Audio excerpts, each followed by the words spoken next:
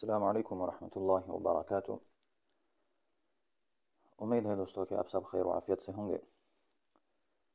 جیسے آپ کو پتہ ہے کہ ہمارا بحث اسماء ظروف کے بارے میں چل رہی تھی۔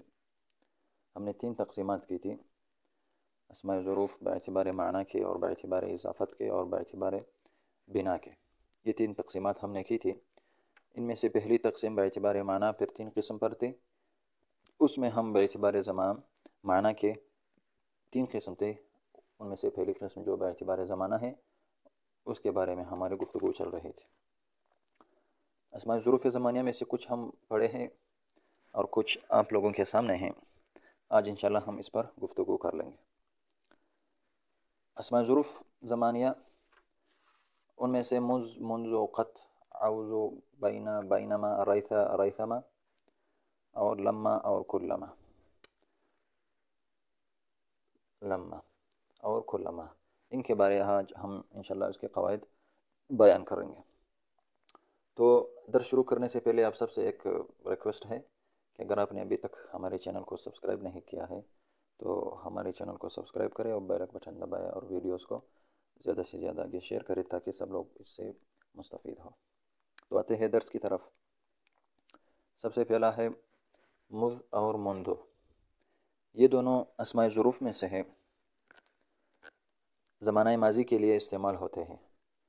یہ دونوں زمانہ ماضی کے لیے استعمال ہوتے ہیں، مگر کبھی آغاز وقت کے لیے بھی استعمال ہوتے ہیں، آغاز وقت کے لیے بھی استعمال ہوتے ہیں۔ جیسے ما رأیت مذ یوم الجمعہ، ما رأیت زیدا مذ یوم الجمعہ، ما رأیت زیدا مذ یوم الجمعہ۔ تو یہاں میں نے زید کو جمعے کے دن سے نہیں دیکھا ہے، یعنی ایک آغاز کے لیے آتا ہے، یعنی میرے اس کو نہ دیکھنے کی اول مدت جو ہے وہ جمعے کا دن ہے، میرے اس کو نہ دیکھنے کی اول مدت جو ہے وہ جمعے کا دن ہے۔ یہ زمانے یعنی وقت، آغاز وقت کے لیے بھی استعمال ہوتا ہے۔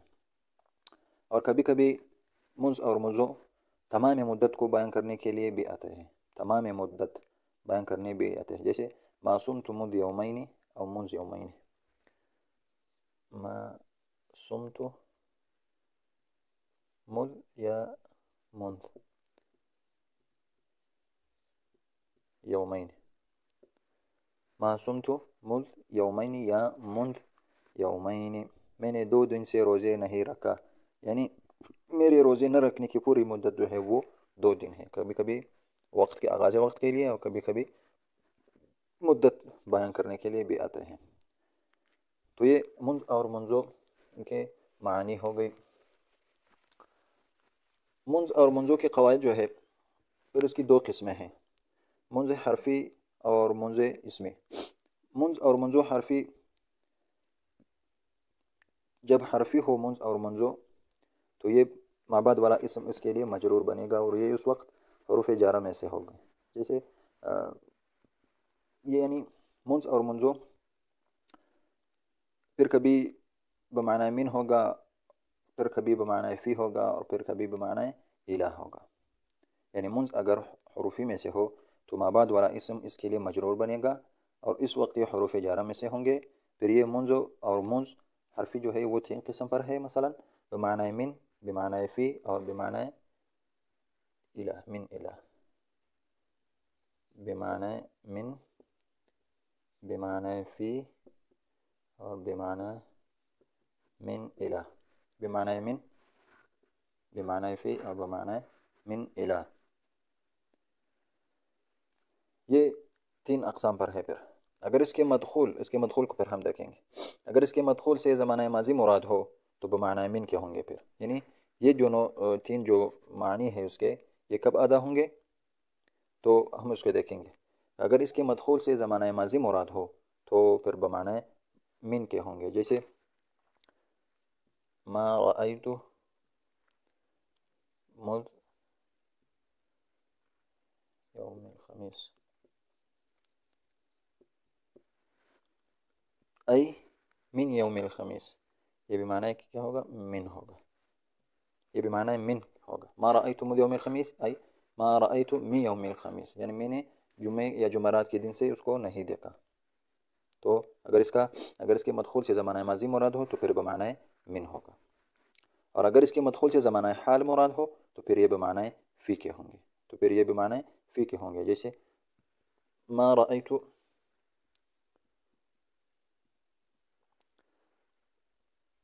مذ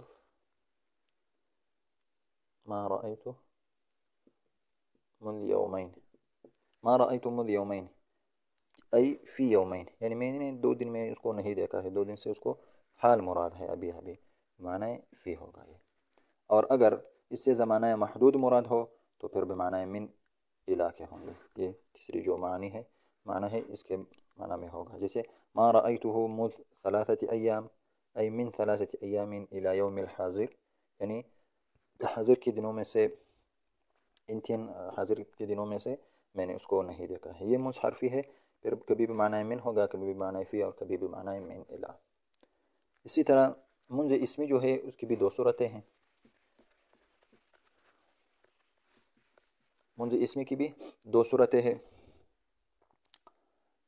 پہلی صورت یہ ہے کہ اس کے بعد اسم مفرد مرفوع ہو، جیسے ما رأیت منذ یومان، ما رأیت منذ یومان، ما رأیت منذ یومان. اس کی پھر 3 ترکیبیں ہیں. منذ اور منذو جو ہے وہ مبتدا، اور یومانی اس کے لیے خبر. منذ اور منذو جب مبتدا بنتے ہیں تو وہ یہ جو ہے بتاویل جمع المدت کے ہو کر مبتدا پھر بنیں گے. دوسری ترکیب اس میں یہ ہے کہ منذ اور منذ خبر مقدم، یہ دونوں خبر مقدم بنے گا، اور یومانی اس کے لیے مبتدا مؤخر. تیسری ترکیب یہ ہے کہ منذ اور منذو مضاف، یہ مضاف ہوں گے، اور یومانی یہ کانا، یہاں ہم کانا فعل تام نکالیں گے، یہ اس کے لیے فاعل بنے گا. اور پھر فاعل اور فاعل مل کر مضاف الیہ، پھر مضاف الیہ مل کر ما قبل فعل کے لیے یہ مضاف الیہ مل کر پھر ما قبل فعل کے لیے مفعول فیہ بنے گا. یہ پہلی صورت میں یہ 3 ترکیبیں ہیں. دوسری صورت، اس کے بعد جملہ ہو، چاہے جملہ اسمیہ ہو یا جملہ فعلیہ، جیسے ما رأیت صمت، ما رأیت مذ صمت. اس کی بھی 2 ترکیبیں جائز ہیں. پہلی ترکیب یہ ہے کہ مذ مضاف اور صمت ہو، یہ مضاف الیہ، پورا جملہ جو ہے وہ مضاف الیہ مضاف الیہ مل کر ما قبل فعل کے لیے مفعول فیہ بنیں گے، جیسے ما اکلت شیئا مذ طلع الفجر. دوسری ترکیب یہ ہے کہ مذ اور منذو مضاف، یہ مضاف، اور اس کا جو محذوف جو ہے وہ زمانین نکالیں گے. محذوف زمانین جو ہے اس کی طرف مضاف کریں گے، یہ اس کا مضاف الیہ بنے گا. اور پھر یہ زمانین نکرہ ہے، اس کے بعد جملہ آیا ہے، پھر یہ موصوف اور ما بعد والا جملہ جو ہے اس کے لیے صفت، پھر موصوف صفت مل کر مجھ کے لیے مضاف الیہ مضاف الیہ مل کر ما قبل فعل کے لیے مفعول فیہ بنیں گے. یعنی دوسری صورت یہ ہے کہ اس کے بعد جملہ ہو، چاہے اسمیہ ہو یا فعلیہ. پھر اس کی بھی 2 ترکیبیں ہیں کہ یہ مضاف ہو اور یہ پورا جملہ اس کے لیے مضاف الیہ ہو، پھر یہ مضاف الیہ ما قبل فعل کے لیے مفعول فیہ. اور دوسری ترکیب یہ ہے کہ منذ یہ ہم مضاف کریں گے، زمانین محذوف نکالیں گے، اس کی طرف مضاف کریں گے. پھر یہ زمانین نکرہ ہے، نکرے کے بعد جملہ آیا ہے تو یہ موصوف صفت بنیں گے آپس میں، موصوف صفت مل کر مضاف الیہ مضاف کے لیے مضاف الیہ مل کر پھر اس کے لیے مفعول فیہ بنیں گے. یہ منذ اور منذو کے قواعد اور معانی ہیں. دوسرا ہے اس کے بعد قد تو یہ زمانہ ماضی کے لیے آتا ہے، یعنی ماضی میں منفی کے عموم کے لیے آتا ہے، نفی کے عموم کرتا ہے ماضی میں. جیسے ما رأیتہ قط، میں نے اس کو ابھی تک، یعنی میں نے اس کو کبھی نہیں دیکھا. ما رأیتہ قط، یعنی میں نے اس کو کبھی نہیں دیکھا. اس کو کہتے ہیں ماضی میں نفی کے عموم کے لیے، ماضی پر جو نفی داخل ہے اس کے عموم کے لیے، یعنی میں نے کبھی اس کو نہیں دیکھا ہے، اس کے لیے قط آتا ہے صرف اور صرف ماضی کے لیے. اس کا قاعدہ یہ ہے کہ یہ ماضی منفی کے بعد اس کی تاکید کے لیے آتا ہے. جیسے ما اکلت فاکہۃ قط، ما اکلت فاکہۃ قط، ما اکلت فاکہۃ قط، یہ اس کے لیے تاکید بنے گا پھر، اور یہ ہمیشہ مبنی ہوگا اور ترکیب میں مفعول فیہ بنتا ہے. یہ اس کی تاکید کے لیے معنی میں تاکید پیدا کر دیتا ہے، لیکن ترکیب میں یہ مفعول فیہ بنے گا فعل کے لیے. تیسرا ہے اعوذ. اعوذ یہ زمانہ مستقبل کے لیے آتا ہے، یعنی مستقبل میں نفی کے عموم کے لیے آتا ہے. بالکل اس کا برعکس ہے، بالکل اس کے برعکس. زمانہ مستقبل میں نفی کے عموم کے لیے آتا ہے، یعنی کبھی ہرگز وغیرہ کے معنی میں آتا ہے. جیسے لا تترکی الصلاة اعوذ، یعنی آپ نماز کو کبھی نہیں چھوڑنا. کبھی کے معنی میں ہرگز کے معنی میں آئے گا. تو یہ قط اعوذ یہ فعل مضارع منفی مستقبل کے بعد اس کی تاکید کے لیے آتا ہے. اس صورت میں یہ بھی مبنی ہوگا اور ترکیب میں مفعول فیہ بنے گا جیسے قطو ہے. لیکن اگر یہ مضاف ہو جائے پھر یہ معرب ہوگا. اگر یہ اعوذ یہ مضاف ہو جائے تو پھر یہ معرب ہوگا. جیسے لا أسرق، لا أسرق عوز يا لا أسرق عوز العائزين، لا أسرق. تو پھر یہ یہاں مضاف ہے عوز عائزین کی طرف، تو اس صورت میں یہ معرب ہوگا، معرب ہوگا. تو یہ ہے عوز. اس کے بعد ہے بین، بینما یا بینا، تینوں آتے ہیں. بینا اور بینما یہ بھی اسماء ظروف زمانی میں سے ہے، لیکن مکانی میں بھی مشترک ہے، دونوں کے لیے آتا ہے. زمان اور مکان میں مشترک ہے. ہمیشہ اپنے ما بعد والے جملے کی طرف مضاف ہوتے ہیں یہ، اور ان کے جواب میں، ان دونوں کے جواب میں ہمیشہ از یا اذا مفاجاتیہ جو اچانک کا معنی دیتا ہے وہ آتا ہے اس کے جواب میں. اور ترکیب میں از یا اذا کے مدخول کے ساتھ متعلق ہوتے ہیں. مثال کے طور پر بینما نحن جلوس اذ دخل علينا خالد، اذ دخل علينا خالد. تو یہ بینا یا بینما اس کی وضاحت میں کروں گا. یہ امام مصدریہ ہے یا امام موصوفہ ہے.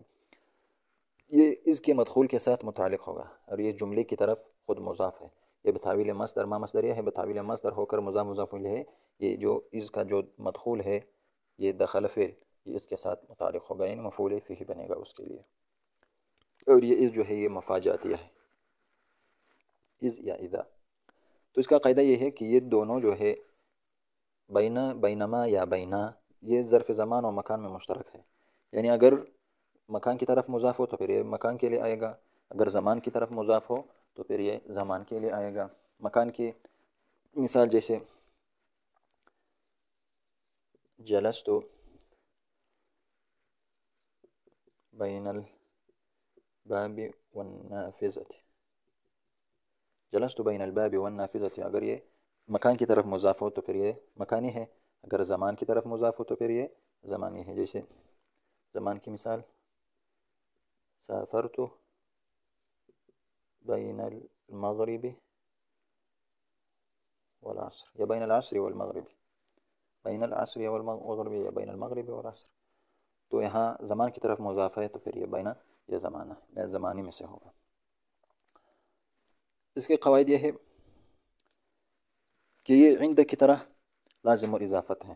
جیسے عند لازم الاضافت ہے تو یہ بھی لازم الاضافت ہے، لیکن فرق صرف اتنا ہے کہ یہ متعدد کی طرف مضاف ہوتے ہیں، یعنی دو چیزوں کے درمیان متعدد چیزیں ہو ان کی طرف مضاف ہوتے ہیں. جیسے سافرت بین المغرب والعصر، جلست بین الباب، یہ متعدد چیزیں ہیں ان کی طرف مضاف ہوتے ہیں. اور کبھی کبھار اس کے آخر میں الف اشباہ آتا ہے، جیسے بینا، جیسے بینا یہ الف اشباہ کا ہے. کبھی کبھی نون میم کے ساتھ بھی آتا ہے بینما. تو یہ بینا، بینا، بینما، یہ بینما میں جو ما ہے یہ بین اور ما مصدریہ کے، ما مصدریہ سے بنا ہوا ہے. یہ ما مصدریہ ہے، ما بعد اپنے ما بعد کو بتاویل مصدر ہو کر اپنے بین کے لیے مضاف الیہ بنا دے گا، مضاف الیہ بنا دے گا. تو پھر یہ دونوں جو ہے یہ اس کا جو مدخول ہے اس کے ساتھ متعلق ہوگا. تو یہ بینا اور بینما کے قواعد تھے. اس کے بعد ہے ریثا، ریثما. ريثا ريثما بھی اسی طرح ہے جیسے بینا بینما، مگر کچھ فرق ہے اس کے درمیان. ریثا اور ریثما یہ اسماء ظروف زمان میں سے ہے. ان کا معنی بھی ہے، ان کا معنی ہے مقدار اور زمانہ، مقدار زمانہ، مقدار زمانہ. ان کا معنی ہے مقدار زمانہ. جیسے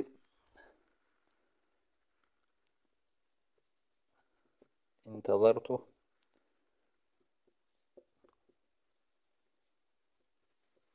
انتظرت ریثا صلى، میں نے انتظار کیا صلاة کے مقدار کے وقت، صلاة کے مقدار کے وقت. تو مقدار کے معنی میں آئے گا. لیکن یہ دونوں جو ہے اصل مصادر ہے راث یرث، تو پھر اس کو ظرف زمان کی طرف نقل کیا گیا ہے. یہ مصدر ہے راث یرث کی مصدر ہے، تو پھر اس کو زمان کی طرف نقل کیا گیا ہے.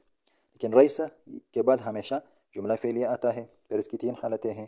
کبھی اس پر ما داخل ہوتا ہے، جیسے انتظرت ریثما یحضرنی، انتظرت ریثما یحضرنی. یا دوسرا مثال ہے انتظرنی ریث انہا عملی، انتظرنی ریث انہا عملی، انتظرنی ریث انہا عملی. اگر اس کے بعد ما آ جائے ریث ریثما، تو پھر یہ بھی ما جو ہے یہ ما مصدریہ ہے، اپنے ما بعد کو بطویل مصدر ہو کر اس کے لیے مضاف الیہ بنا دے گا. جیسے ریثما ہے ما بنا انہا عملی، ریث انہا عملی، تو یہ بطویل مصدر ہو کر مضاف الیہ بنا دے گا.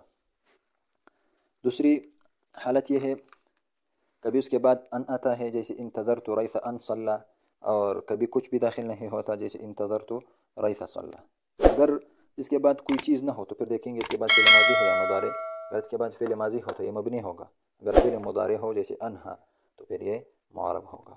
یا دوسری مثال جیسے ریث یرکب، پھر یہ معرب ہوگا. اگر اس کے بعد ماضی ہو تو پھر مبنی، اگر اس کے بعد فعل مضارع ہو ان مثالوں میں تو پھر یہ معرب ہوگا. اور اس پر اگر ما داخل ہو جائے تو یہ ریث اور ما پھر مصدریہ بنے گا. ما مصدریہ اپنے ما بعد کو بطویل مصدر ہو کر ریث کے لیے مضاف الیہ بنا دے گا.